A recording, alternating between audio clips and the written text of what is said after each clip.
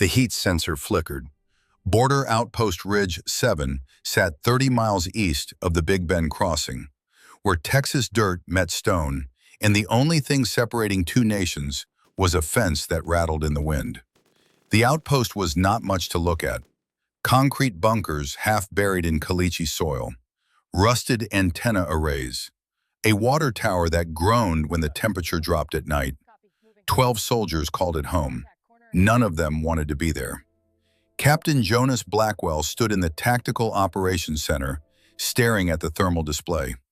The screen glowed green and black, a digital ghost world rendered in heat signatures. 12 shapes moved across the southern quadrant, human-sized, human-paced, moving north toward the fence line. Blackwell keyed his radio, tone flat, professional. Contact, South Sector, 12 signatures, range 400 meters. The response came fast, boots on concrete, gear rattling, voices clipping short as men shifted from boredom to action in the space of a heartbeat. Master Sergeant Cole Briggs appeared beside Blackwell, forearms like knotted rope, jaw set in a permanent scowl that came from 28 years of military service and a wife who left him for a used car salesman in El Paso. Standard intercept? Blackwell nodded. Briggs moved. The kind of man who did not need orders twice. Outside, the night was cold, desert cold, the kind that crept through body armor and settled in the bones.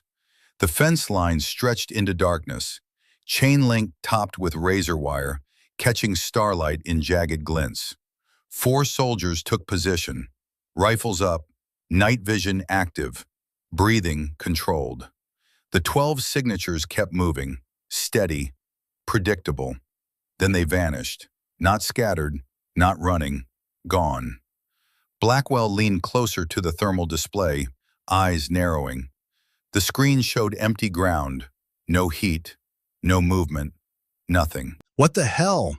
Briggs' voice came through the radio, rough and low. "They were right there." Blackwell toggled between modes, infrared, motion detection, standard optical.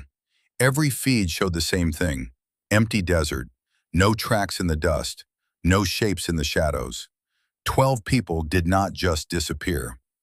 "Pull back, regroup at the wire." The soldiers withdrew, rifles still raised, eyes scanning darkness that suddenly felt heavier, weighted, like something was watching them from places they could not see. Briggs returned to the TOC, sweat beading on his temple despite the cold. "Sir, I've seen coyotes move groups across. I've seen cartel runners use thermal blankets. I've never seen anything like that." Blackwell said nothing. He rewound the footage, watched the 12 signatures approach, watched them blink out of existence like someone flipped a switch. No explanation, no sense. He saved the file, tagged it priority, sent it up the chain. Then he leaned back in his chair and stared at the ceiling, listening to the wind scrape across the outpost like something trying to get in. 3 days earlier, the transport truck rolled through the gate at 0800 hours. Dust plume trailing behind it like a dirty contrail. Ridge 7 did not get much traffic. Resupply convoys came once a week, personnel rotations every 6 months, visitors almost never. Blackwell stood outside the command bunker, coffee mug in hand, watching the truck slow to a stop near the vehicle depot. The driver climbed out, stretched, said nothing. A second figure emerged from the passenger side. Woman, early 30s, lean build, maybe 5'6", desert camouflage utilities. No name tape visible from this distance. A large medical ruck slung over one shoulder. Standard issue, but worn in. The fabric faded in a way that suggested years of use. She moved with economy, no wasted motion, no hesitation. Blackwell walked over. The driver handed him a clipboard. Transfer paperwork, standard forms. Sergeant Elena Graves, combat medic, routine rotation. Blackwell glanced at the woman. She stood near the tailgate, scanning the outpost with eyes that did not settle on anything for long. Taking it in, cataloging. "Sergeant Graves," she turned, saluted. Clean. Correct. Sir.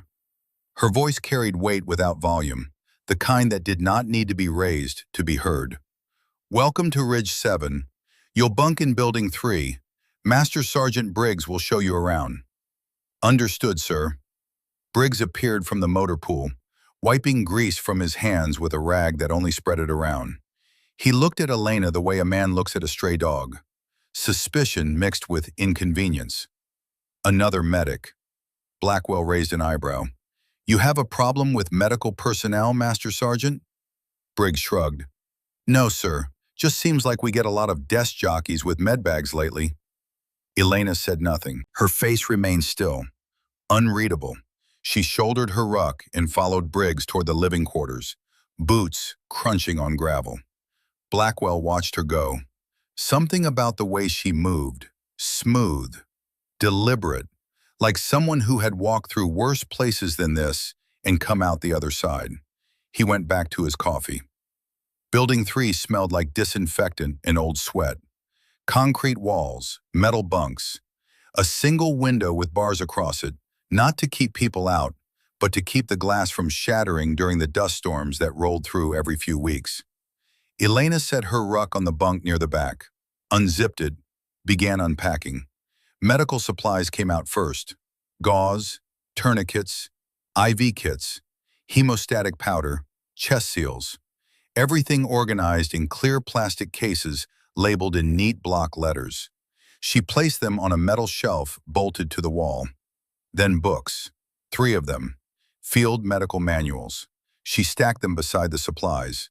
Then a locked case, dark polymer, roughly 3 feet long, heavy judging by the way she set it down, careful, deliberate. She did not open it.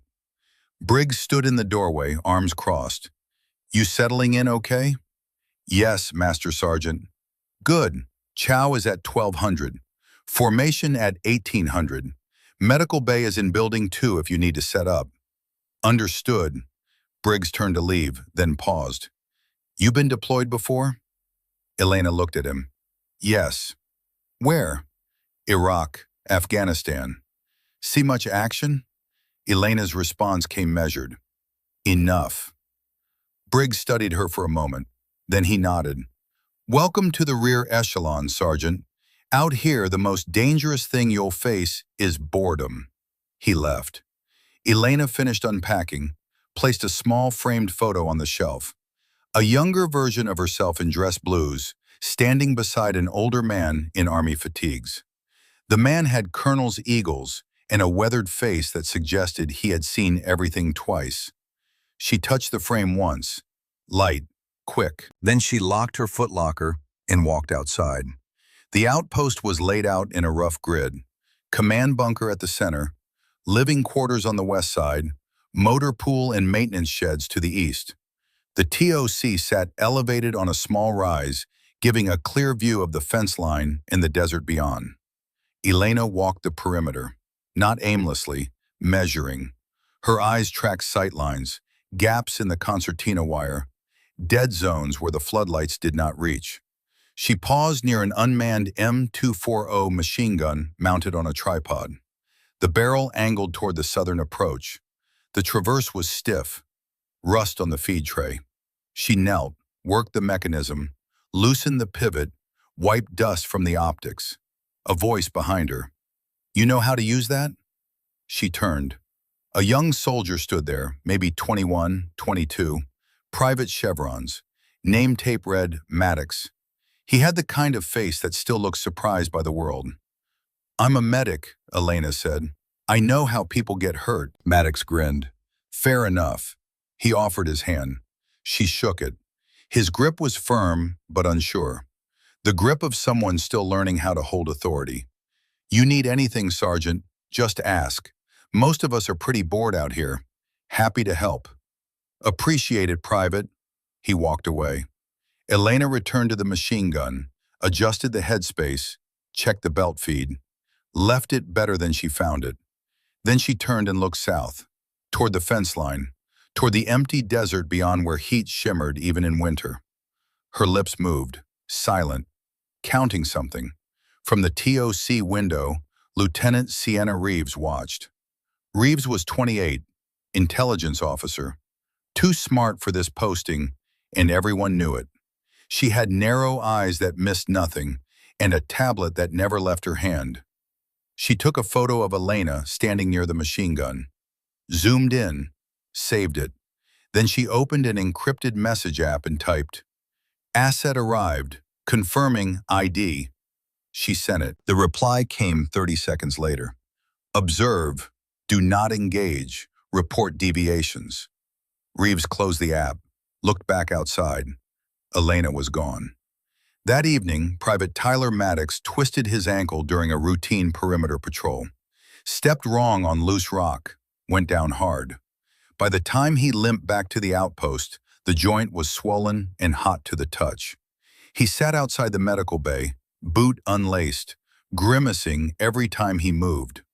Elena appeared in the doorway, saw him, did not ask questions, just knelt and placed her hands on either side of the ankle, fingers pressing gently, testing for fractures. "Can you rotate it?" Maddox tried, hissed through his teeth. "A little." She pulled a compression wrap from her kit, began binding the joint with smooth, practiced motions. Firm pressure, even tension. "You've done this before." "I'm a medic. It's the job." She finished the wrap, secured it with metal clips, stood. "Ice for 20 minutes every 2 hours. Elevate when you sleep. If it's not better in 3 days, tell me." "Yes, Sergeant." Maddox paused. "Thanks." Elena nodded and walked back inside. Maddox sat there staring at the wrap. Something about the way she moved, the certainty, like she had done this 1,000 times in 1,000 worse places. He pulled his boot back on, limped toward the barracks. From across the compound, Reeves watched, took another photo, saved it. Day 1 passed into night. The temperature dropped. Wind picked up, carrying dust that scraped against every surface. The soldiers of Ridge 7 settled into routines older than memory. Guard rotations, equipment checks, card games in the rec room.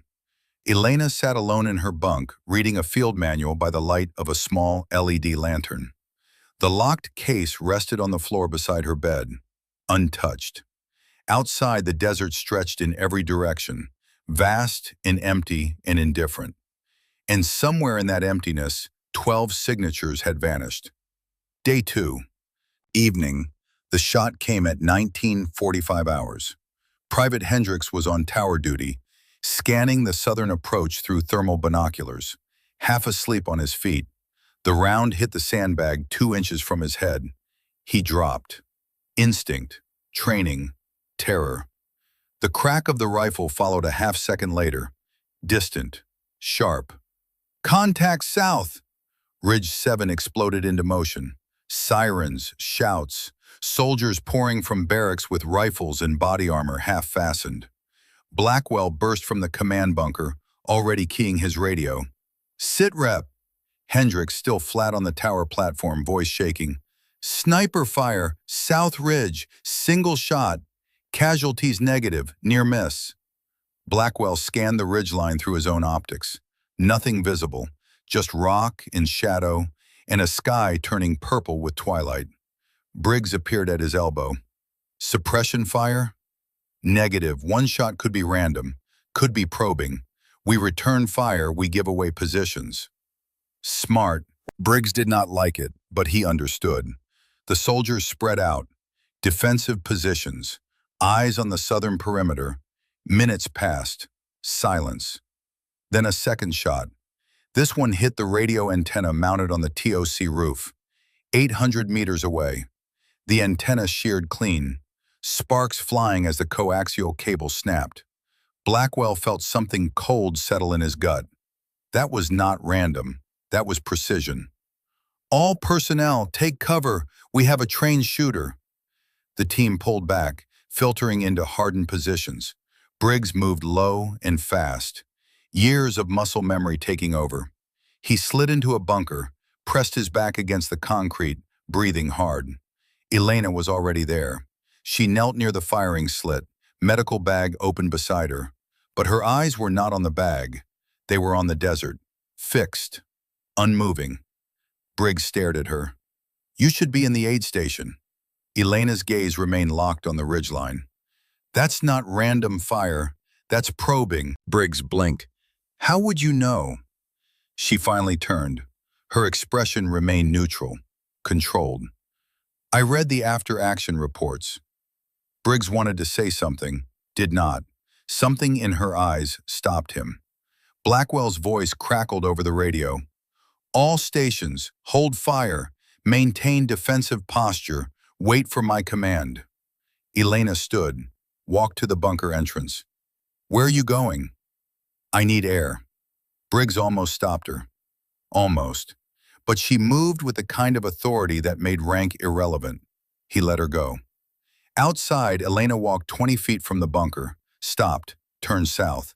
The ridgeline was a dark smudge against a darkening sky. No movement, no shapes. Her lips moved again, silent counting. Her eyes tracked invisible lines across the terrain. Distance, elevation, wind. From the TOC, Reeves watched through a telephoto camera, zoomed in on Elena's face, captured the moment her expression shifted. Just slightly. Recognition. Reeves switched to thermal imaging, scanned the ridgeline where Elena was looking.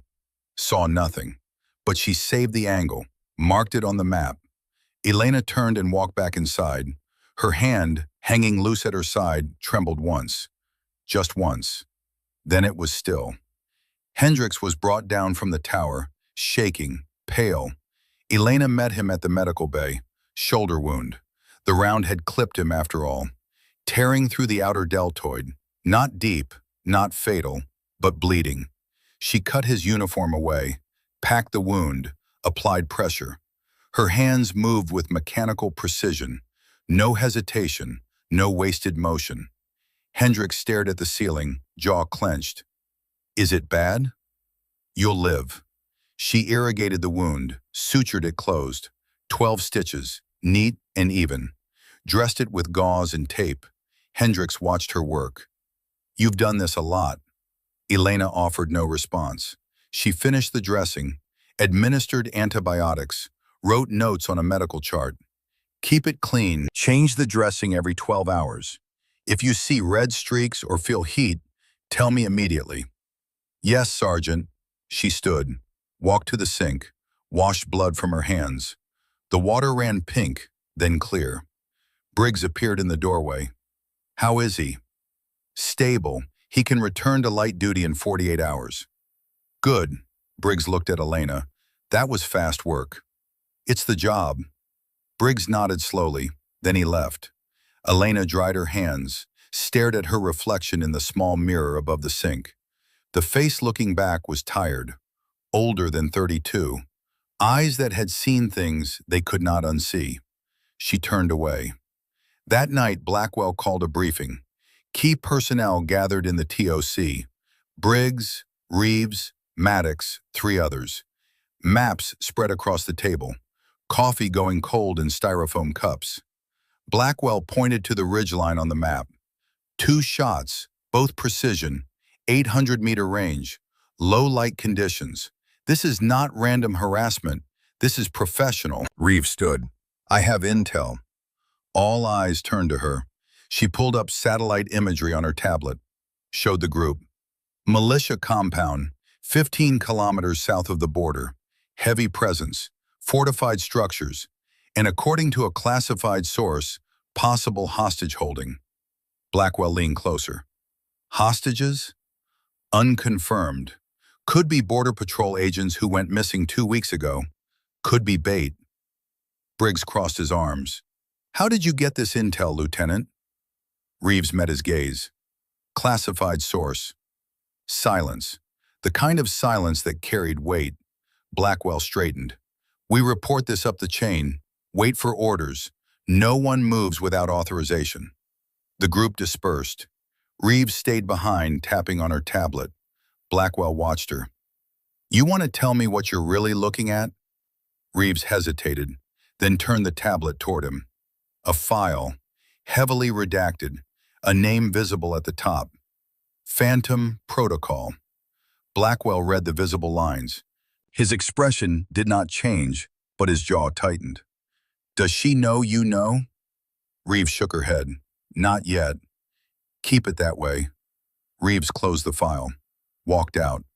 Blackwell sat alone in the TOC, staring at the maps, staring at the ridgeline, staring at the compound 15 kilometers into the desert where someone might be holding American prisoners.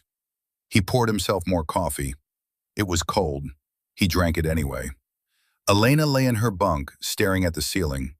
The locked case sat on the floor within arm's reach. She had not opened it, had not touched it, but she knew what was inside. Outside, the wind picked up. Dust rattled against the windows. Somewhere in the distance, a coyote called. Another answered. The desert had its own language. Elena had learned it years ago, learned to read the silences between sounds, learned to feel danger before it arrived. She closed her eyes, tried to sleep, saw a face. Young, male, 9 years old. Blood on a small shirt, dust on small hands. Her eyes opened. Sleep would not come tonight. She sat up, pulled on boots, walked outside. The compound was quiet, a single guard on the tower, floodlights casting harsh shadows. She walked to the fence line, stood there, hands in pockets, staring south. Maddox appeared beside her. Couldn't sleep either. Elena shook her head. They stood in silence for a while. Then Maddox spoke, voice low. That sniper, you think he'll come back? Elena took her time answering, then barely above a whisper, yes. How do you know? Because I would. Maddox looked at her. There was something in her tone, something that made him not ask more questions. They stood together at the fence line, two soldiers in the dark, waiting for something neither could name. And far to the south, on a ridge 800 meters away, a man lowered his rifle, pressed his eye to the scope one more time, studied the compound, studied the shapes moving inside, studied one shape in particular. He smiled. Then he spoke into a radio, his voice calm, controlled, American accent with a slight Texas drawl. Ridge 7, I'm watching. He paused. Tell Phantom I'm here. Static answered. He slung his rifle, melted into the darkness, gone like smoke. Day 3, dawn. The helicopter came in low over the eastern ridge. UH-60 Black Hawk, military markings, unannounced. Blackwell stood on the landing pad, coffee in hand, watching it touch down. Dust clouds swirling, rotors whining. A single passenger disembarked, male, late 60s, lean build, maybe 6 feet tall. He wore army dress uniform, rows of ribbons on his chest, silver eagles on his shoulders, colonel's rank. He moved with a slight limp, old injury, but his posture was straight, his eyes clear and sharp. Blackwell set down his coffee, saluted. The colonel returned it. Captain Blackwell? Yes, sir. The colonel extended his hand. Thaddeus Rourke, JSOC sent me. Sniper threat analysis. Blackwell shook his hand, firm grip, calloused, the hand of a man who still worked. Welcome to Ridge 7, Colonel. We weren't expecting consultants. That's because I don't consult. Rourke's voice was gravel and smoke. I fix problems. He turned and looked at the compound, scanning, reading it the way Elena had 2 days before. Show me where the shots came from. Blackwell led him to the TOC, pulled up the footage, the thermal display, the impact points. Rourke watched in silence. His face gave nothing away. Then he spoke. This shooter knows what he's doing. Classic harassment pattern. Probe defenses, gauge response time, test psychological resilience. You've seen this before? East Germany, 1983. Soviet snipers use the same playbook. Rourke pointed at the screen. He's not trying to kill anyone yet. He's sending a message. What message? Rourke looked at Blackwell. That he's better than whoever you've got, and he wants them to know it. Blackwell absorbed this. We have a combat medic on site, Former infantry. She recognized the pattern. Rourke's expression shifted. Barely, but Blackwell caught it. What's her name? Sergeant Elena Graves. Rourke was very still. Then he nodded once. I'd like to meet her. They found Elena in the medical bay, restocking supplies. She had her back to the door. Sergeant Graves, Blackwell said. Someone here to see you. Elena turned, saw Rourke, froze. Her face remained controlled, but something flickered behind her eyes. Recognition, and something else, something that looked like fear. Colonel Rourke, Sergeant Graves. They stared at each other, the air between them thick with unspoken history. Blackwell looked between them. You two know each other? Rourke spoke first. I recruited her, 2015, Fort Benning. Saw raw talent in a young Marine who could outshoot men twice her age. Elena said nothing. Rourke continued. Trained her personally. Spent 8 months turning her into one of the best snipers I've ever seen. He paused. Then she walked away. 2020. No explanation. Just gone. Blackwell waited. Elena's voice came quiet. It's good to see you, sir. Is it? Silence. Rourke turned to Blackwell. Captain, I need a few minutes alone with Sergeant Graves. Blackwell hesitated, then nodded. I'll be in the TOC. He left. The door closed. Rourke and Elena stood 15 feet apart. Teacher and student, ghost and phantom. Why are you here? Elena asked. JSOC called me, said Ridge 7 had a sniper problem, wanted someone who understood the old ways. Rourke tilted his head. Didn't know you were here until 10 minutes ago. And now that you do? Now I know why the shooter is here. Elena's jaw tightened. You think this is about me? I know it is. Rourke walked closer. That radio transmission last night. Tell Phantom I'm here. Ring any bells? Elena looked away. Who is he, Elena? She was quiet for a long time. Then, almost a whisper, Jameson Bridger. Rourke went very still. Jax Bridger, Delta Force, Syria 2018. You know him? I was his board review officer when they tried to court-martial him for refusing to fire on civilians. Rourke's voice hardened. What does he want with you? Elena walked to the window, stared out at the desert. Fallujah, 2019. I killed his partner, Garrett Sullivan. She paused. And Sullivan's 9-year-old son. Rourke closed his eyes. When he opened them, they held something Elena had never seen before. Understanding and sorrow. Tell me what happened. Elena told him. All of it. The mission, the bad intel, the shot that killed both Garrett and Dylan. Sullivan choosing to die with his son rather than save himself. The medic who tried CPR on the boy. Dylan's last words. Thank you. When she finished, Rourke was quiet for a long time. Then he spoke. East Germany, 1983. I killed a Soviet officer, KGB, according to intel, planning crackdowns on dissidents. He walked to stand beside her at the window. Found out in 1991, after the wall fell. He wasn't KGB, he was CIA. Deep cover. 15 years embedded. About to defect with intelligence that could have ended the Cold War early. Elena looked at him. You never told me. Because I was ashamed. Rourke's voice was rough. I trained you to be better than I was, to have the judgment I lacked. I failed. No, Rourke turned to face her. You failed once, in Fallujah. But 2 days ago when Bridger fired on this compound, you didn't return fire. You recognized the pattern.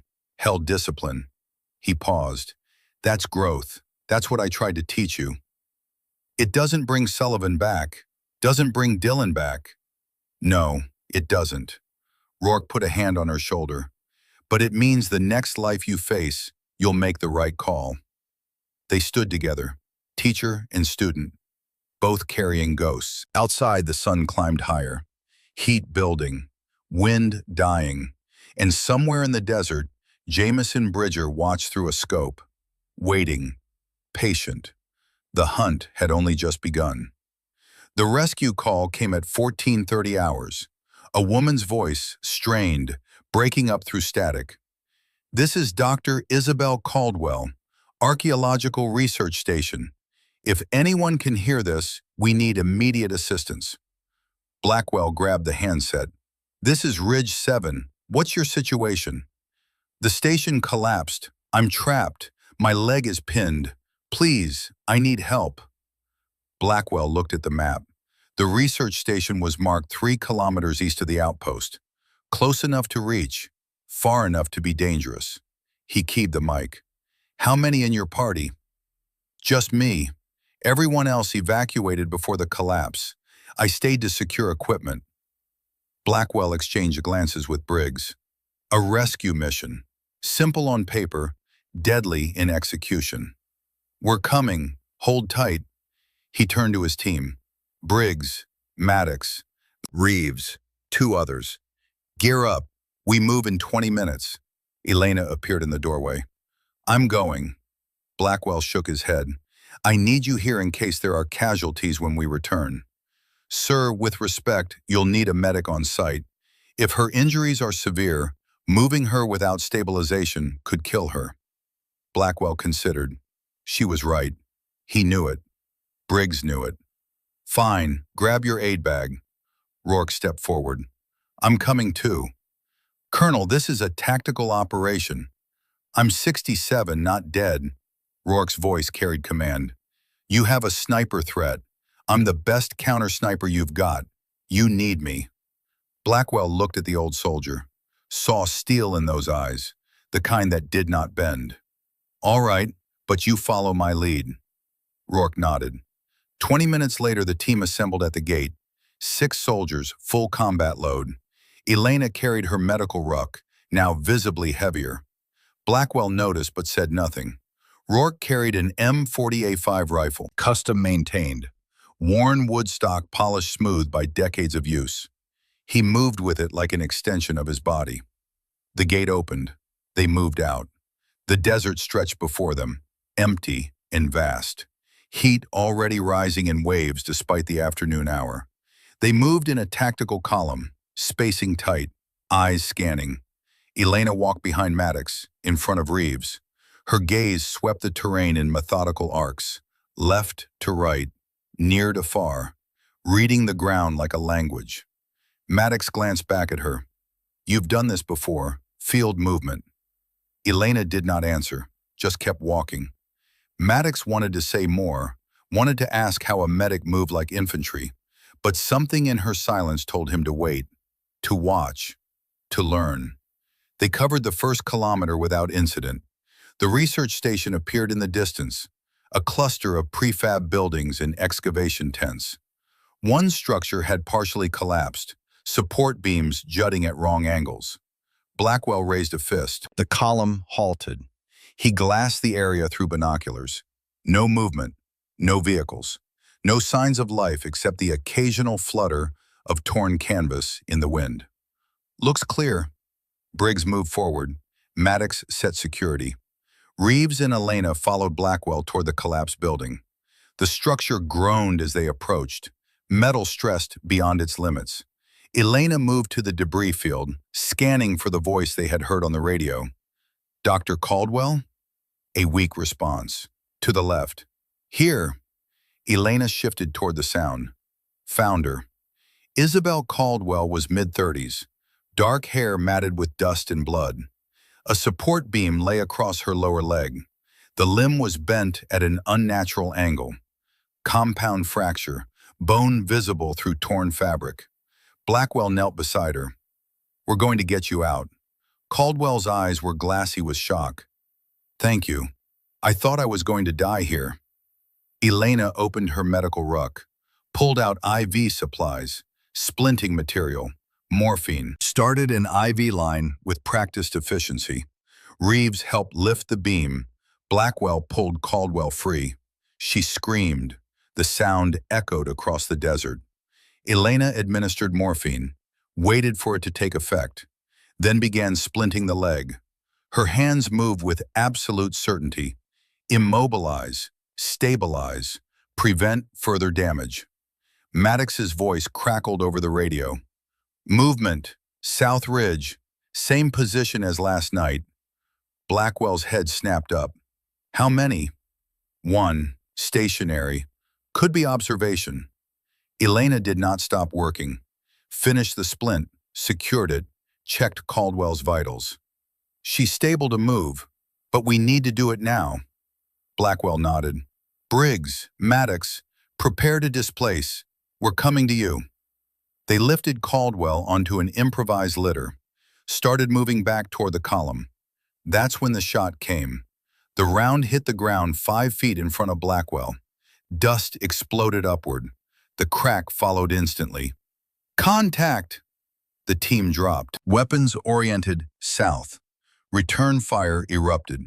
Controlled bursts. Suppression. Elena dragged Caldwell behind cover. A low wall of sandbags someone had stacked months ago. She checked the IV line, still flowing. Checked the splint, secure. Another shot, this one closer. Deliberate. Walking rounds inward. Blackwell's radio. Ridge 7, this is Blackwell. Taking effective fire. Request QRF. The response was immediate. QRF dispatched ETA 12 minutes. 12 minutes was a lifetime. Briggs fired 3-round bursts toward the ridge. Maddox did the same. But the shooter was dug in. Invisible. Only muzzle flash giving away position. Maddox's hands shook slightly as he reloaded. He had been in firefights before, but this was different. This was personal. Someone out there wanted them dead.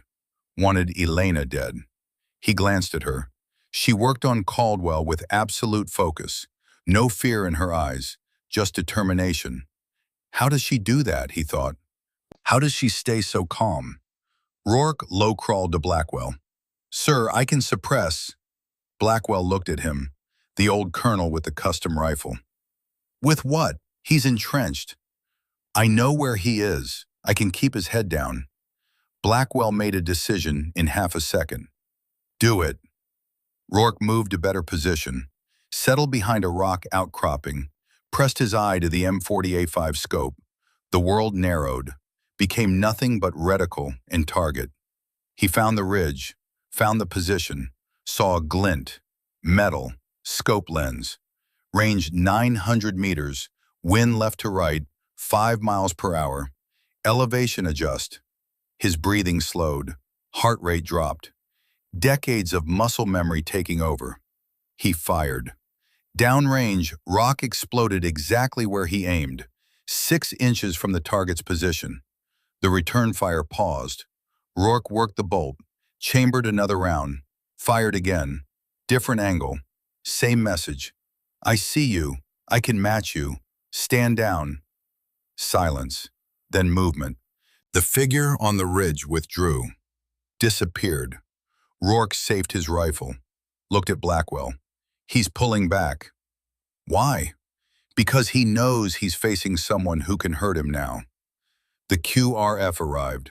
Armored vehicles. Additional personnel. They loaded Caldwell and extracted the team without further incident. On the ride back to Ridge 7, Reeves sat across from Elena, studying her. You didn't even flinch. When the shooting started, Elena looked out the window at the passing desert. I've been shot at before. That's not what I mean. Reeves leaned forward. You moved like infantry, not medical, like you've done this 100 times. Elena met her eyes. Maybe I have. Reeves pulled out her tablet, opened a file, turned it toward Elena. The screen showed a classified document, heavily redacted, a name visible at the top. Phantom Protocol. Below it, fragments of text. Marine Scout Sniper. 2015 to 2020. Instructor-level marksman.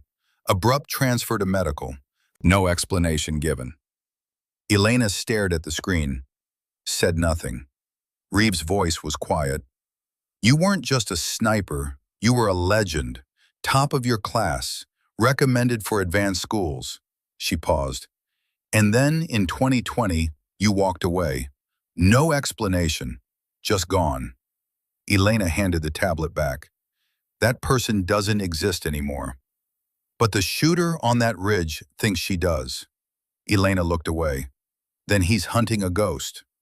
Reeves wanted to push, wanted answers. But something in Elena's expression stopped her. Something that said, not here, not now. Maddox sat beside Elena, silent, thinking. He had joined the army to make a difference, to help people, but he had always thought that meant carrying a rifle, fighting enemies. Watching Elena, he realized there were other ways to fight, other ways to make a difference. Maybe the strongest soldiers were the ones who knew when not to pull the trigger. That night, Blackwell called an emergency briefing. Command bunker. Doors closed. Only key personnel. He stood at the head of the table. His face was grim, resolved. I just got off the phone with JSOC, Joint Special Operations Command. They've confirmed actionable intelligence on a militia compound 15 kilometers south of here. Reeves pulled up satellite imagery on the main screen. The compound appeared, fortified, multiple buildings, guard towers. Blackwell continued. 4 American citizens, Border Patrol agents captured 3 weeks ago during a routine interdiction. They're being held here. Briggs leaned forward. What's the timeline? Task Force Greystone is coordinating extraction, but they need 72 hours to stage assets, get approval through channels. Maddox spoke up. What do we do in the meantime? Blackwell looked at Rourke, then at Elena. We keep the militia occupied, keep them from executing those prisoners while we wait for the cavalry. And how do we do that? Briggs asked. Blackwell pulled up helmet cam footage from the rescue operation, showed Elena's work, the precision, the calm under fire. We have something they want, someone they want. He gestured to Elena. Sergeant Graves, or as the shooter knows her, Phantom. The room went silent. Reeves was the first to speak. You want to use her as bait. Not bait, distraction. Blackwell's voice was firm. Jameson Bridger is hunting her specifically. If we position her strategically, make him think she's vulnerable, he'll focus on her instead of those hostages. That's a suicide mission, Briggs said flatly. Blackwell shook his head. It's calculated risk. Between Sergeant Graves and Colonel Rourke, we have 2 of the best snipers I've ever seen. We use that. Buy time. Keep Bridger occupied until task force arrives. Elena had been quiet. Now she spoke. I'll do it. Blackwell looked at her. You understand what I'm asking? Yes, sir. You're asking me to be the target instead of those agents. To draw fire. To keep Bridger focused on me. Exactly, Elena nodded. Then I'm in. Maddox stood. I'm going with her. Blackwell started to object. Elena cut him off. I work better with a spotter. If Private Maddox is willing, I'll take him. Blackwell studied Maddox. The young soldier met his gaze. Steady, no hesitation.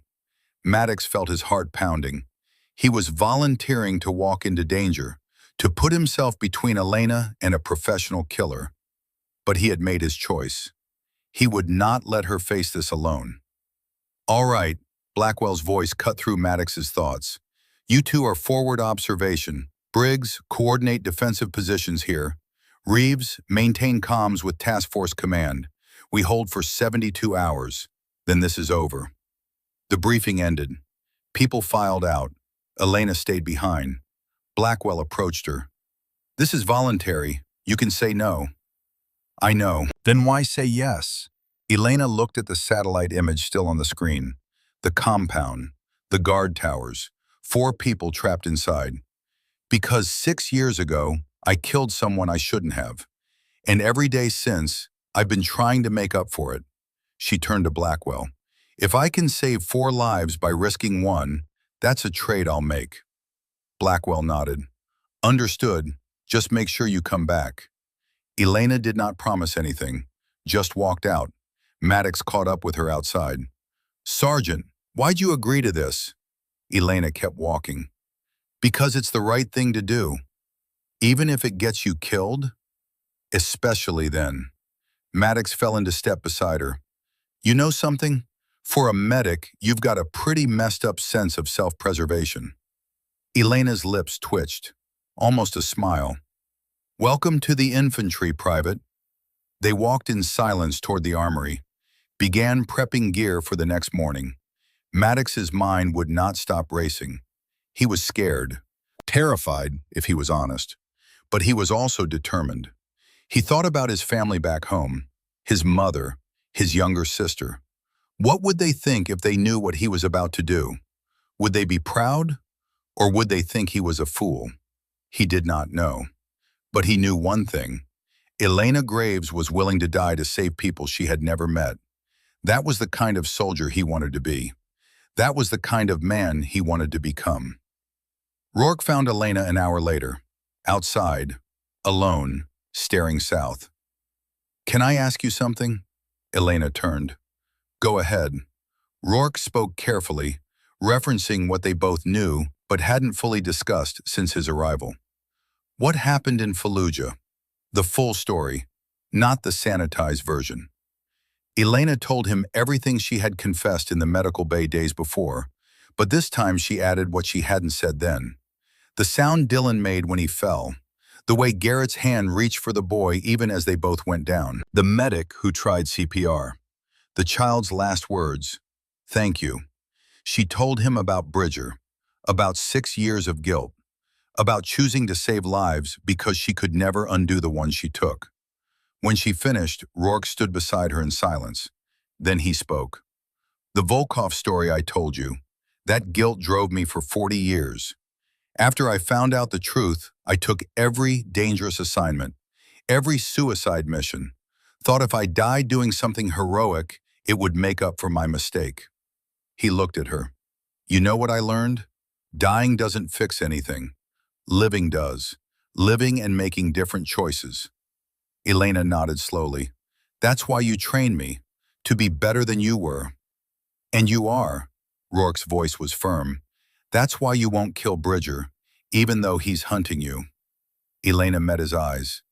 "I've taken enough lives. I won't add to that count unless there's absolutely no other choice." Rourke nodded. "For what it's worth, I think you're doing the right thing. Not many people would choose mercy over survival." "Mercy isn't survival." Elena turned back toward the south. "It's atonement."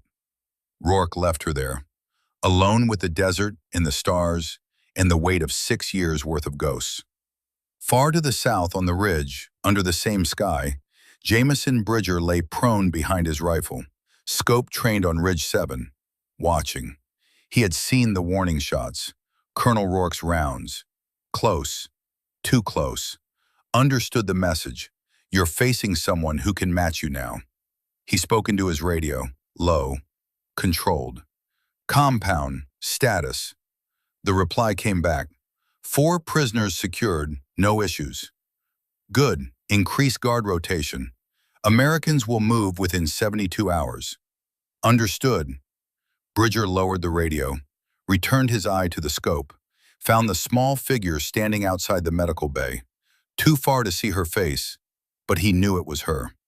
Phantom, after all these years, he remembered Fallujah, remembered serving as Delta Force operator embedded with CIA contractors, remembered his partner, Garrett Sullivan, best man he had ever known, remembered the day Garrett died, the rooftop, the shot, the child falling, remembered holding Garrett's hand as he bled out, listening to him whisper about Dylan, about how he had tried to save the boy from the collapsing building, remembered the rage, the grief, the burning need for justice. He had spent 6 years tracking her, learning her movements, waiting for the right moment. And now here she was, offering herself as a target, as bait. "Tomorrow, Phantom. Tomorrow we finish this." He adjusted his scope, settled in to wait.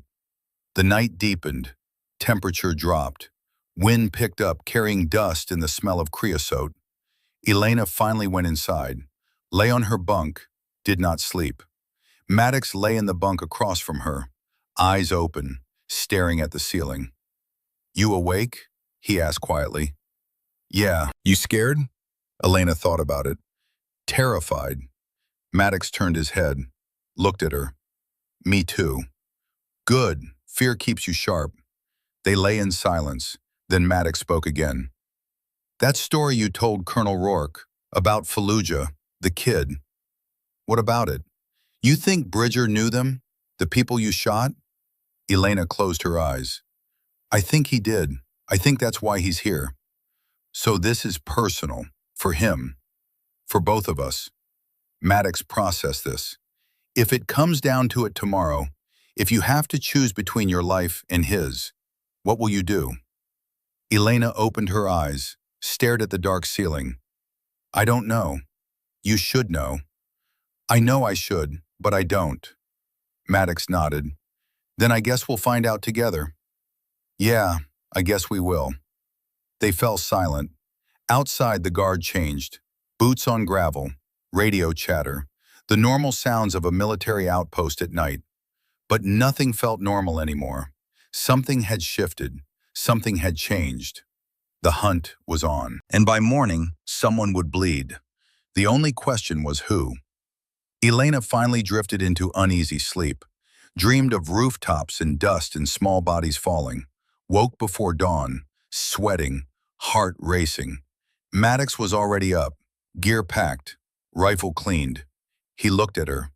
Ready? Elena sat up, pulled on boots, checked her medical bag, checked the locked case. She opened it for the first time since arriving. Inside, disassembled, was a rifle. Macmillan TAC-50, bolt action, 50 caliber. The weapon she had sworn never to use again. Her hands trembled as she touched it. Muscle memory older than her decision to stop killing. Maddox watched. Is that? Yes. You bringing it? Elena stared at the rifle, at her reflection in the polished scope. Then she began assembling it. Smooth, mechanical. 30 seconds, fully operational. Yeah, I'm bringing it. They walked out together. The sky was starting to lighten, gray becoming blue, stars fading. Briggs met them at the motor pool. Humvee loaded, Reeves in the passenger seat with a tactical radio. Rourke appeared, handed Elena a frequency card. Command net. You get in trouble, you call. We'll come running. Elena took the card. Appreciate it, sir. Rourke looked at both of them. 72 hours. That's all we need. You hold out that long, task force handles the rest. And if Bridger makes a move before then, Maddox asked, then you do what you have to do. Rourke's voice was firm. But you come back alive. Both of you. They loaded up. But before the Humvee could move, Rourke raised a hand. Wait. He walked to Elena's window, pulled something from his pocket. A spent rifle casing, 7.62 millimeter, tarnished with age. East Germany, 1983, the round that killed Major Konstantin Volkov. Rourke's voice was rough. I've carried this for 41 years. Every day, reminder of my failure. He pressed it into Elena's hand. When this is over, we bury it. Both our ghosts, together. Elena closed her fingers around the casing, felt the weight of 4 decades of guilt. Yes, sir. Rourke stepped back. The Humvee rolled out. Briggs drove. 30 minutes east to a series of low hills Blackwell had identified as good overwatch positions. The terrain was rough, rocky, good concealment, multiple egress routes. They unloaded. Briggs and Reeves helped carry gear to the final position. Then they left. Elena, Maddox, and Rourke were alone. They dug in. Sandbags, camouflage netting, just enough to break up their silhouette against the skyline. Elena set up the Macmillan, 50 caliber, effective range over a mile. Maddox set up a spotting scope, M151, 20 power magnification. Rourke positioned his M40A5, secondary shooter, backup. By midday they were set. Maddox glassed the southern approach, saw nothing but heat shimmer and empty ground. How long do we wait?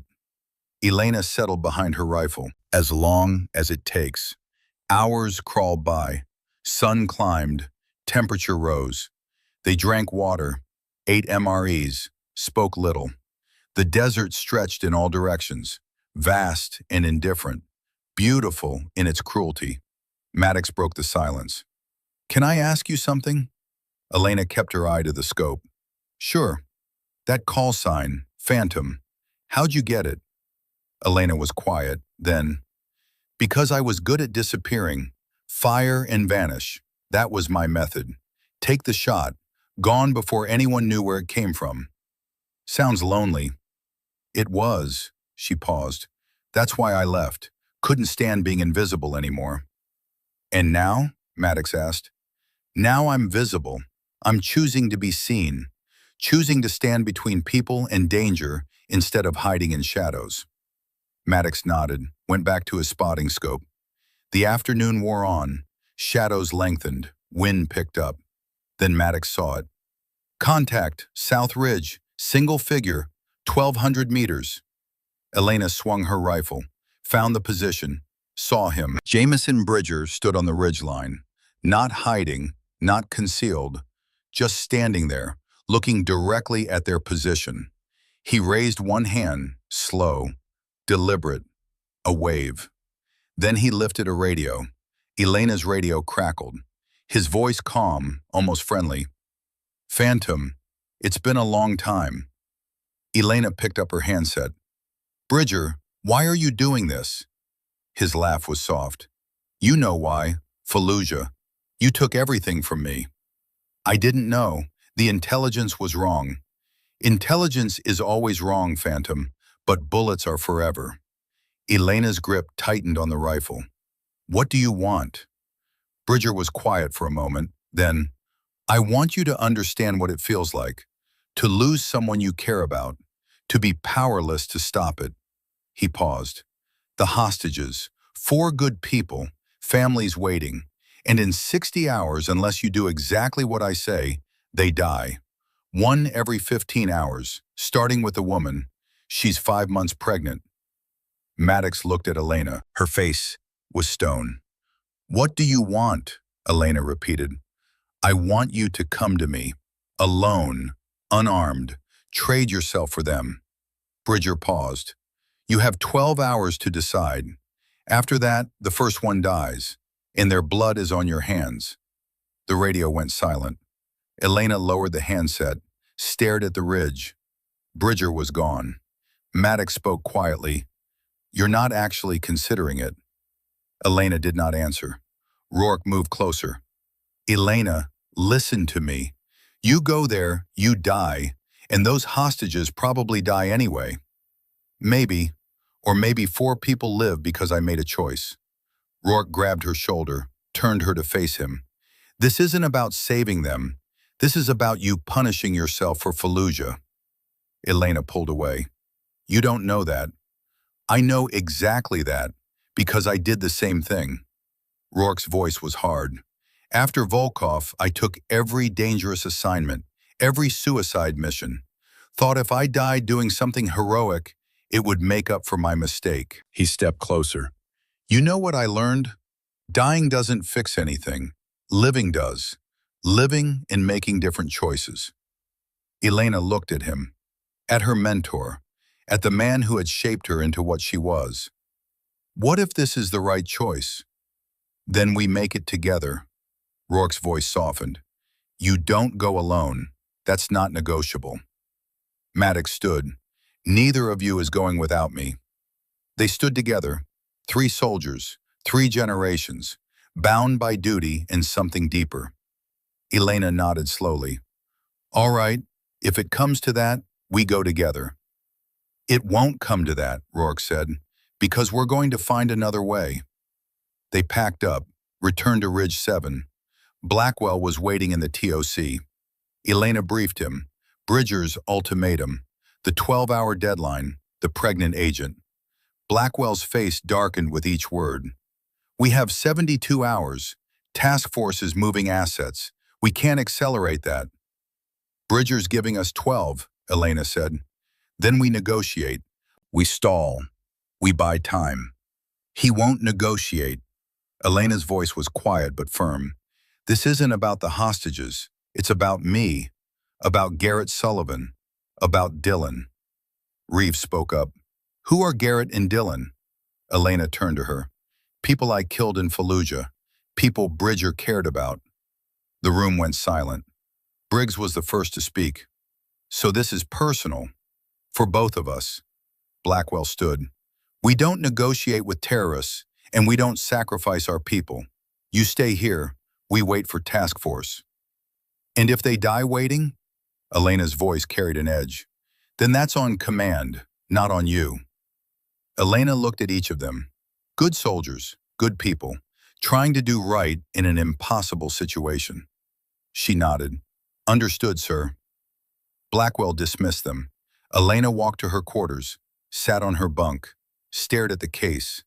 Now open, the Macmillan visible, waiting. Maddox appeared in the doorway. You're going anyway. Elena looked up. I don't have a choice. Maddox stepped inside, closed the door. Yes, you do. You can stay here. Let task force handle it. That's the smart play. And if they're too late, then that's not on you. Elena shook her head. You don't understand. I've been carrying this for 6 years. Every night I see that boy's face. Every day I wonder if there was another way. She stood. This is my chance to make it right. By getting yourself killed? By saving people I can actually save. Maddox moved closer. Look, I get it. You feel guilty. But walking into a militia compound won't fix that. It'll just add your name to the list of people who died for nothing. Elena pulled away. You don't get to decide that. Neither do you. Maddox's voice rose. You think you're the only one who's made mistakes? Who's killed the wrong person? You're not special. You're just human, and humans get second chances. Elena sat back down, put her head in her hands. Maddox sat beside her. If you go, I'm coming with you. No. Yes. His voice was firm. You said you work better with a spotter, so I'm your spotter. That's the deal. You'll die. Maybe, or maybe we both walk out. But either way, you don't go alone. Elena looked at him, saw determination, loyalty, the same thing she had seen in her old spotter years ago. She nodded slowly. All right, if it comes to that, you're with me. Maddox stood. Then get some rest. We've got a long night ahead. He left. Elena lay back, stared at the ceiling, made her decision. By dawn, everything would change. Outside, the desert night deepened. Stars emerged. Cold air settled. And somewhere in that darkness, Jameson Bridger prepared, cleaned his rifle, loaded fresh magazines, spoke to his men in clipped commands. Tomorrow, the ghost would come to him. And tomorrow, one way or another, the debt would be paid. The clock kept ticking. 12 hours, then blood. The clock read 0400 hours when Elena opened her eyes. She had not been asleep, just lying still, waiting for the moment when waiting became action. Maddox sat on the edge of his bunk across the room, lacing boots in the dark. He looked up when she moved. You sure about this? Elena swung her legs over the side, reached for her own boots.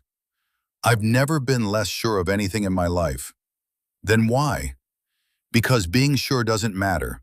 Doing what's right does.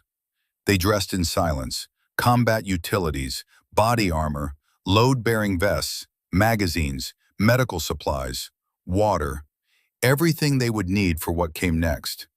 Elena opened the case. The Macmillan TAC-50 gleamed dull in the pre-dawn light. She assembled it with practiced hands, muscle memory older than her decision to stop killing. Maddox watched. You really think he'll let them go? Elena loaded the magazine, racked the bolt. I think he'll honor his word. Whatever else he is, Bridger is a professional. And if he doesn't, then we adapt. Maddox pulled on his helmet, adjusted the chin strap. That's not much of a plan.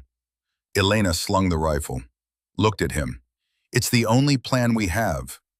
They moved through the compound like shadows. Everyone else was asleep. Guard rotations changed at 0500. They had 30 minutes. The Humvee sat in the motor pool, keys in the ignition. Standard practice in case of emergency. This qualified. Elena climbed into the driver's seat. Maddox took passenger side with his rifle and spotting scope. She turned the key. Engine rumbled to life.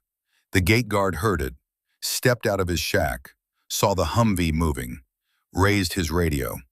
Elena keyed the push-to-talk on the command frequency. "Tell Blackwell we had to move early." Bridger accelerated the timeline. "We're going to get those people back." She did not wait for a response, just drove. The gate opened. They passed through into the desert, into the dark. Behind them, lights came on in the TOC, voices shouting, but by then, they were already gone. The drive took 40 minutes, south, then east, following coordinates Bridger had transmitted the night before. The sun began to rise, red lights spilling across the horizon, painting everything in shades of blood and rust. Elena stopped the Humvee 300 meters from the coordinates, killed the engine. They sat in silence for a moment, listening. The desert was quiet, no birds, no wind, just stillness. Maddox glassed the area through his scope. "I see the compound, 2 buildings, guard towers, maybe 20 hostiles visible."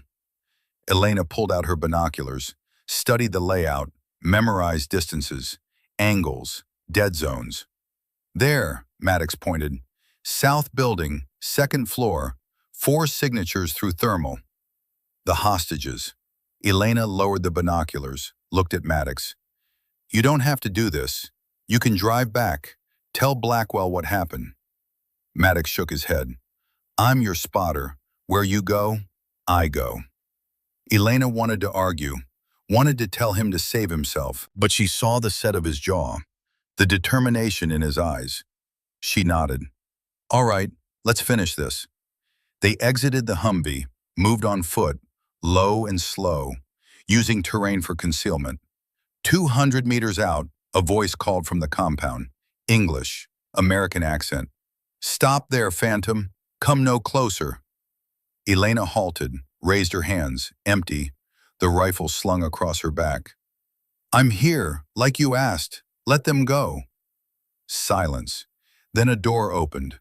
4 figures emerged, hands bound, hoods over heads, stumbling, disoriented, Border Patrol uniforms. 1 woman, 3 men.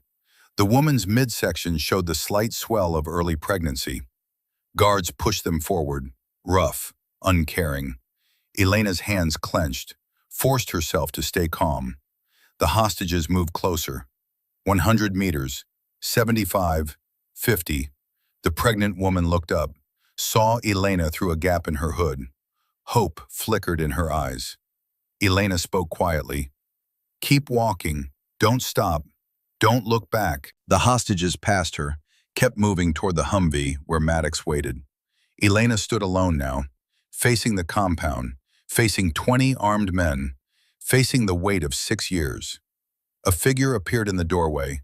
Jameson Bridger, tall, lean, dark hair going gray at the temples, scarred face, mid-30s but looking older, hard, the kind of hard that came from too many deployments and not enough peace. He carried a rifle, not aimed, just held ready. He looked at Elena across the distance, recognition in his eyes. 6 years. You look different." Elena's voice carried steady. "So do you." Bridger smiled, not warmly. "We both carry our scars." He gestured to the hostages now climbing into the Humvee with Maddox's help. "They walk. You stay. Fair trade." "How do I know you'll honor it?" Bridger tilted his head. "Because unlike your government, I keep my word." The guards cut the bindings, pushed the hostages forward. They stumbled, started walking, uncertain, afraid. Elena watched them come, counted steps. 100 meters, 75, 50. Behind her, the Humvee engine started, Maddox loading the hostages, getting them to safety. Elena stood alone now, facing Bridger, facing 20-plus militia fighters, facing the past. "Your turn," Bridger called. "Walk forward." Slowly, Elena took a step, then another. Each one felt like walking toward a cliff edge. Behind her, the Humvee engine revved. Maddox was leaving, taking the hostages to safety. Good, that was good. She kept walking. 50 meters from the compound. 40, 30. Bridger raised his hand. Stop! Elena stopped. Bridger studied her. You came alone. I didn't think you would. I gave you my word. Words are cheap. Actions matter. He lowered his rifle slightly.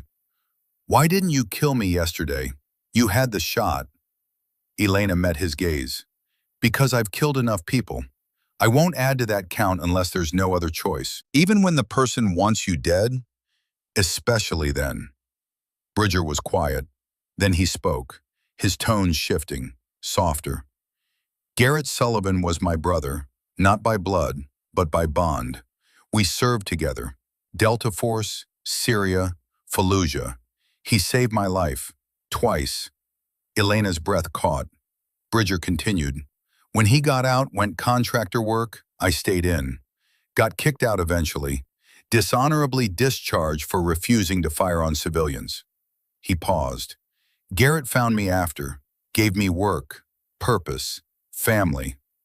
I didn't know. No, you didn't. Bridger's voice hardened. You followed orders. That's what soldiers do. Following orders doesn't absolve you. No, it doesn't. Silence stretched between them. The sun climbed higher, heat already building. Bridger spoke again. Do you know how Dylan died? Elena shook her head. I saw him fall, saw the blood. I assumed the worst. Bridger looked away, toward the horizon. His voice became distant. He lived 3 more days. Field hospital. The building collapse caused internal bleeding, massive trauma. The doctors said he was dying from the moment the structure came down. Elena felt her chest tighten. Bridger continued. Your bullet hit Garrett's chest, through and through, collapsed lung, but survivable. The medics could have saved him easily. He paused. But Garrett refused treatment. He stayed with Dylan, held his hand, told him stories, sang to him. Oh God, Elena's voice broke. He bled out slowly, over those 3 days, chose to spend Dylan's last hours with him instead of saving himself. Elena's legs nearly gave out.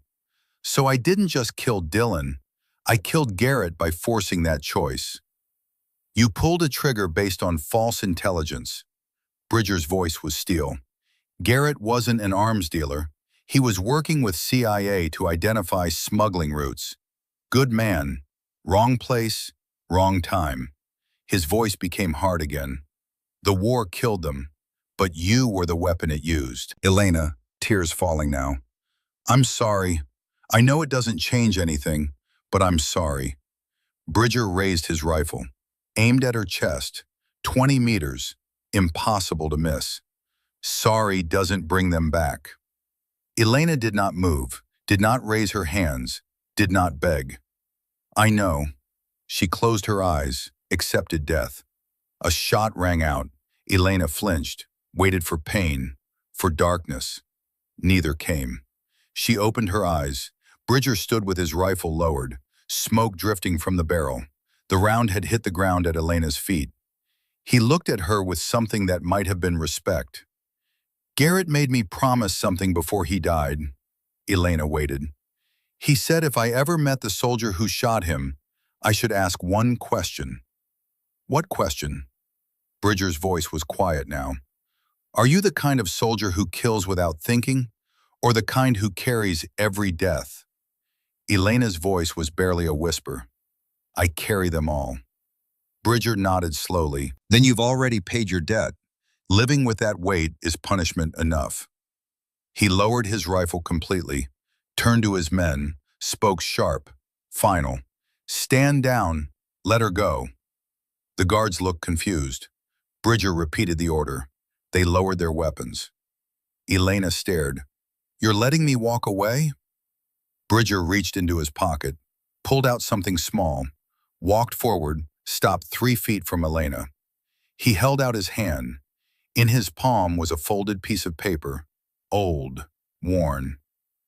Dylan drew this 2 days before he died. Elena took it, unfolded it with shaking hands. A child's drawing, crayon, Simple. A figure in uniform with a red cross on the chest. Below it, words in a child's handwriting. The soldier who tried to help. Elena stared. I don't understand. Bridger explained. After you fired, after they fell, your medical team moved in. One of your medics tried to help Dylan, tried to stop the bleeding. The boy was conscious, saw the red cross, saw the uniform, thought you came to save him, not kill him. Elena fell to her knees, the drawing clutched to her chest. Sobs came, deep, wrenching, 6 years of grief pouring out. Bridger watched, did not move, did not speak, just let her grieve. Finally, Elena looked up. Why are you showing me this? Because you need to stop punishing yourself. Bridger's voice was firm.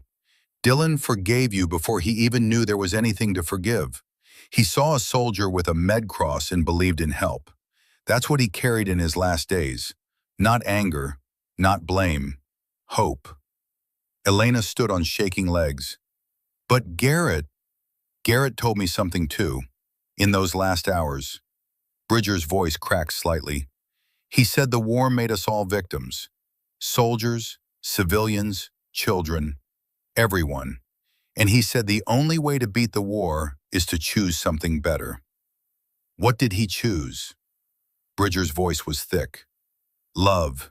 He chose to spend his last hours loving his nephew instead of hating his enemy. Elena folded the drawing carefully, put it in her pocket next to Rourke's spent casing. What do I do now? Bridger shouldered his rifle, stepped back. You live. You keep being the person who saves people instead of killing them. That's how you honor them. Not by dying, by living better. Elena nodded, turned, started walking. Each step felt lighter, like chains falling away. She made it 20 feet before Bridger called out, Phantom! She turned. If we meet again, it won't be as enemies. Elena almost smiled. Then what? Bridger looked at her for a long moment. 2 people who survived the war and chose to do something better with what's left. Elena nodded, walked away. Behind her, Bridger watched until she disappeared into the distance. Then he spoke quietly to his second-in-command. Pack up. We're done here. But sir, the American... She paid her debt. Bridger's voice was final. More than that, she showed me something I forgot. What? That mercy is harder than revenge, and that some men are worth dying for, but living for them is better. He turned to his fighters. Those of you who want to come in, turn yourselves into the FBI. Tell them Bridger sent you. They'll deal. And you? Bridger looked south, toward Mexico, toward whatever came next. I'm disappearing. I've got some thinking to do about who I want to be. Within an hour, the compound was empty. Men dispersing, vehicles gone. The desert reclaimed it, silent, indifferent. Elena walked until she saw the Humvee. Maddox stood beside it, binoculars raised, watching her approach. When she got close enough, he lowered them. You're alive. Apparently, the hostages were safe in the vehicle. The pregnant agent had tears streaming down her face. Thank you, she whispered. Thank you. Elena nodded, climbed into the driver's seat. Maddox got in, started to speak, stopped. Saw the look on her face, the peace, the release. What happened back there? Elena touched the pocket where the drawing rested. I got something I didn't know I needed, which was forgiveness. Maddox wanted to ask more, but he saw the exhaustion in her eyes, the weight finally lifting. He had followed her into danger, expected to witness violence. Instead, he had witnessed something rarer, mercy on both sides. That, he realized, took more courage than any firefight. That the strongest soldiers aren't the ones who never hesitate to kill. They're the ones who know when not to. They reached Ridge 7 2 hours later. The gate opened. Blackwell stood waiting, face unreadable. Elena climbed out, faced him, ready for consequences. The hostages made it back, all 4 safe, healthy. That woman is going to have her baby. Good. Blackwell's expression remained stern. JSOC is asking questions. Why we launched an unauthorized rescue. Why we deviated from the plan. What did you tell them? Blackwell almost smiled. I told them 2 of my soldiers saw an opportunity and took it, that they followed their training and their conscience, and that 4 American citizens are alive because of it. He paused. They're recommending you both for commendation. Elena blinked. Sir? They're also recommending I write you up for insubordination. Blackwell handed her a piece of paper, official looking, lots of stamps. Elena read it. Reprimand for unauthorized engagement, formal counseling note, no rank reduction, no brig time. Could have been worse. Much worse, Blackwell agreed. You also saved 4 lives and prevented an international incident. That counts for something. He looked at Maddox. Private, hell of a first month. Maddox nodded. Yes, sir. Get some rest, both of you. Blackwell turned to leave. Stopped. One more thing. Lieutenant Reeves pulled satellite footage from the compound after you left. Bridger and his men moved north. Intel thinks they're disbanding. The ones who want to come in are surrendering to FBI. Elena absorbed this. He's letting it go. Looks like it. Blackwell studied her. You made an impression. Or he just decided revenge wasn't worth the cost.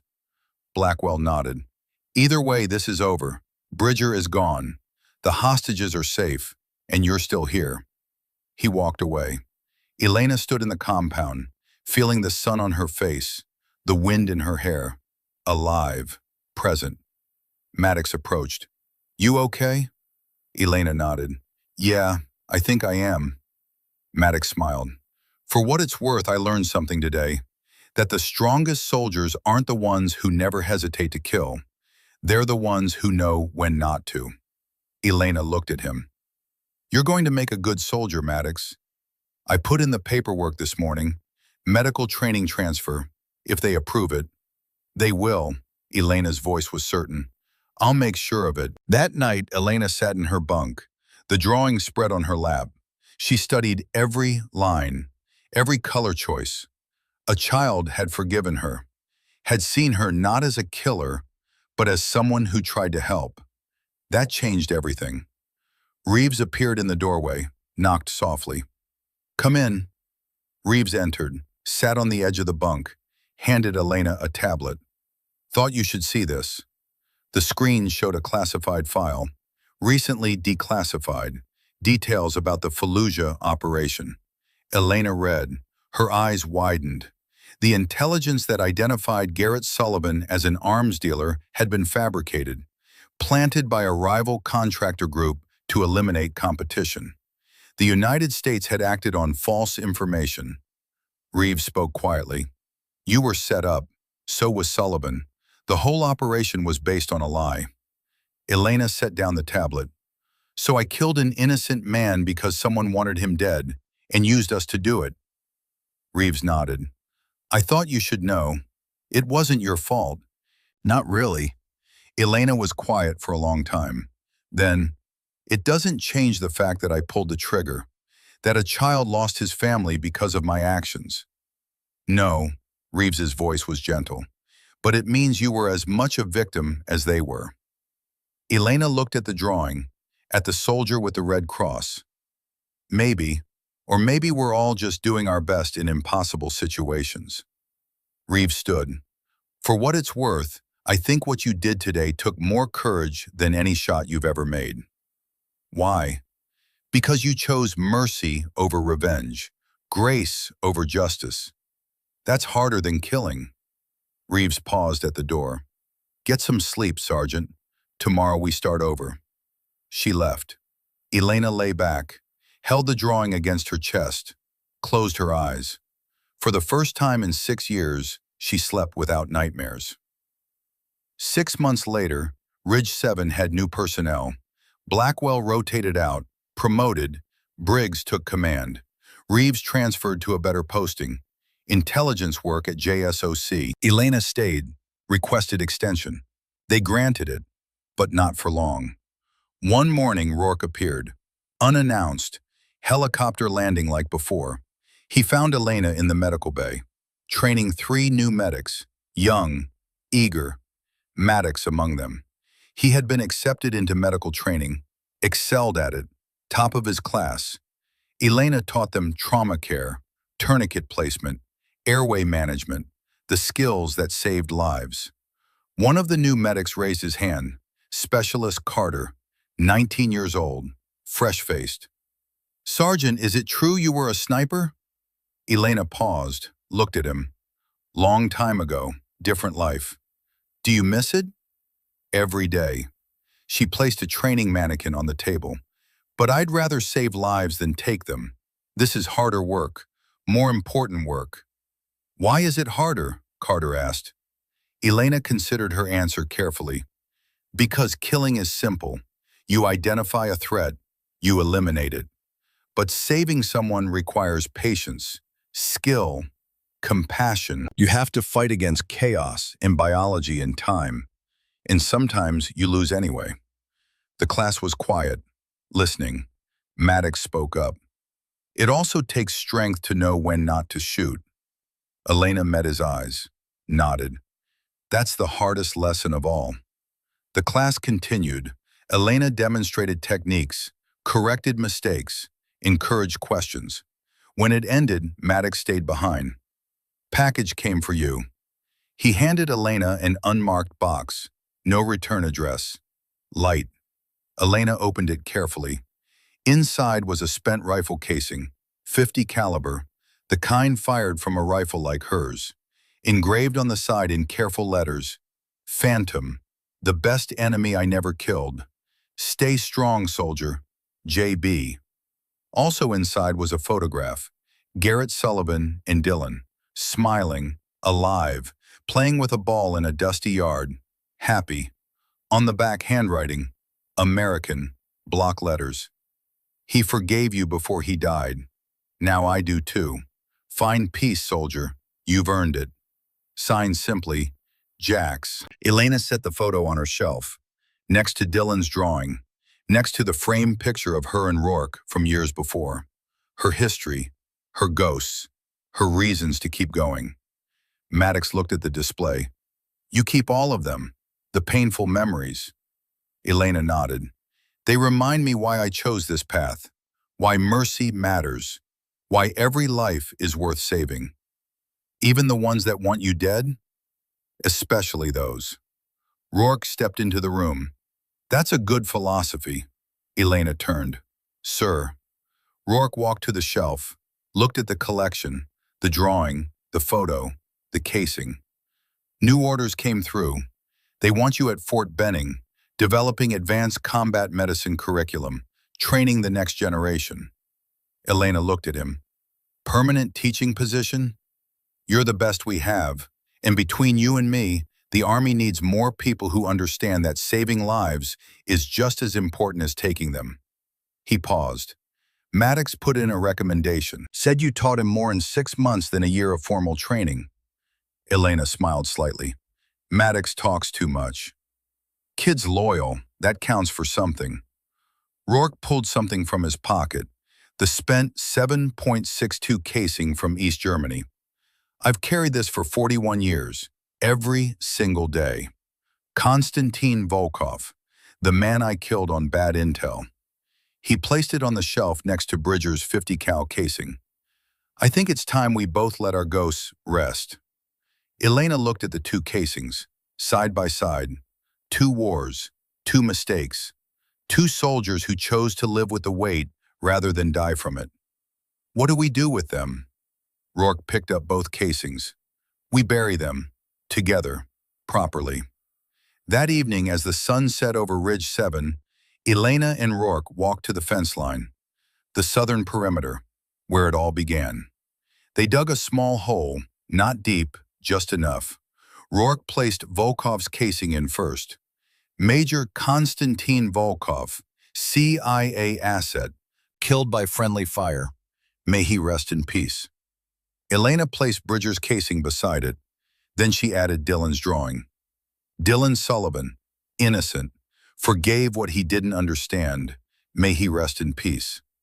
They covered the hole, marked it with a simple stone. Rourke spoke quietly. You know what I'm proudest of? What, sir? That you became better than me. Someone who knows that the last shot, the hardest shot, is the one you don't take. Elena looked at the grave marker. 2 spent casings, 2 wars, 2 soldiers who finally chose peace. What happens now? You teach at Benning, pass it on, make sure the next generation gets it right the first time. They walked back toward the lights of Ridge 7. Behind them, the stone rested in the sand, a monument not to death, but to the choice to live better. Tomorrow, Elena would begin again, teaching mercy alongside marksmanship, judgment before the trigger pull. And somewhere far from this desert, Jameson Bridger would do the same. 3 soldiers, 3 paths, all changed by choosing grace over violence.